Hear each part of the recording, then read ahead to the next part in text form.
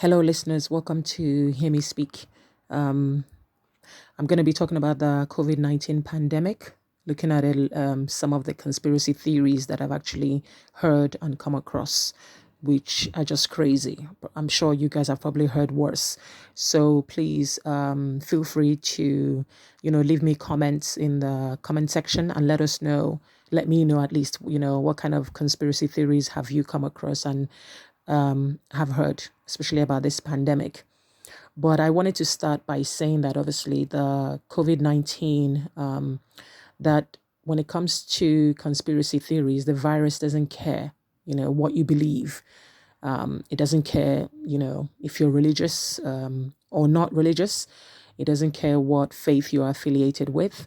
It doesn't care what you worship or don't worship. At the end of the day, what you have, your status in life, the color of your skin, how much money you have, your job, none of that, will provide immunity against this virus. So let me talk about a couple of the conspiracy theories that I've heard. Let's grab my notes. So I've heard that the virus is not real, that this is all media propaganda and it doesn't exist. And it's just another way of the government trying to control us. I've also heard that it is real, that it was actually released into the public by scientists who wanted to use us as experiments, lab rats, and just to see how we will respond. But unfortunately, it backfired because now people are also dying. I've also heard that the virus is a result of animals and humans engaging in some sort of disgusting sexual activities. And then from there, the virus was born. Go figure. I have no idea. I've also heard that the virus is a way God is punishing us, and that it's the end of the world is nigh, and that it's another way to force us all to be vaccinated with a deadly serum, and that it's another way for the government to try and control the population and to kill the old, the unhealthy, the imperfect, and people who are seen as society's cast off, and that the virus is effectively a battle of the fittest, and that whoever is left behind, the strong, are going to propel the nature forward. Sorry, are going to propel the nation forward, etc., etc., and it just continues on and on and on. The whole thing sounds really, really strange. But what I do have to say is that whatever people believe in, any delay to this virus in terms of whether you have to be self-isolating or you're in a lockdown, or you've been told to, not go to a certain places or wash your hands repeatedly, any delays cost life. And for people who are still insisting on hanging out, partying, going to beaches, being irresponsible, at the very least, they are being incredibly, incredibly selfish. And denial of reality and facts will not make the virus go away. And anybody can get some facts right now, because thanks to the internet, you can research, find out what is going on. What do I need to do? What is this virus about? How does it affect people, the immune system? These are all things that you can find in a matter of minutes, using whatever technology that you have access to. And also, quite a number of the world leaders, are still not being proactive. And to me, they're just busy flapping about. And this is just delaying, what needs to be done.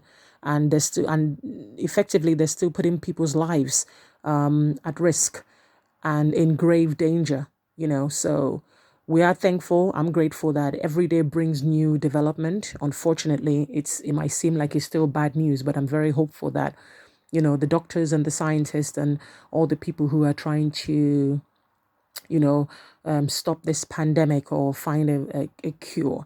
I'm very hopeful that each day we get closer, to a cure, or just a way to just have the whole thing.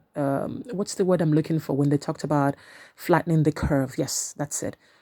I just remain hopeful, and that as time goes along, a vaccine will be found. Yeah. What else did I want to talk about? Yes. Also, people are self-isolating, being under quarantine. Some people have been tested. Some people haven't been tested. Some people have been nowhere near a clinic. Some people have been to a clinic and they've been told you can go home, that, you don't have the symptoms of COVID-19, or your symptoms are not that serious. Either way, Either way, whatever it is, wherever people are in that category, we are all in the same boat. That is the one thing we have to realize. We're all in this thing together, sink or swim, and we all have to remain hopeful and band together. And that's what we need to do. Hope, as we all know, is holding on to that which has yet to happen. You remain hopeful, but it remains unseen, but you're remaining hopeful that something good will come about it. We have no choice. So we do have to hold on to hope, and listen to the laws and do as much as we can. At the end of the day, I truly believe that God, science and medicine, can coexist, and I don't know, it's a very, very scary time now. I understand that for a lot of people. It's very, very difficult. But at the end of the day, there's not much we can do. We really don't have a choice. We don't have a choice. We just remain hopeful that, a cure will be found. And it's just unfortunate that so many people have died all over the world and continue to die due to this virus. But anyway, like I said, one day at a time.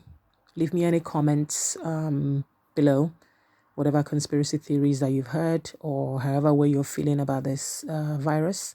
And last thing I want to say is stay safe wherever you are and whoever you are. Stay safe, you and your family, and remain hopeful. Never give up hope, because right now, that's all we have.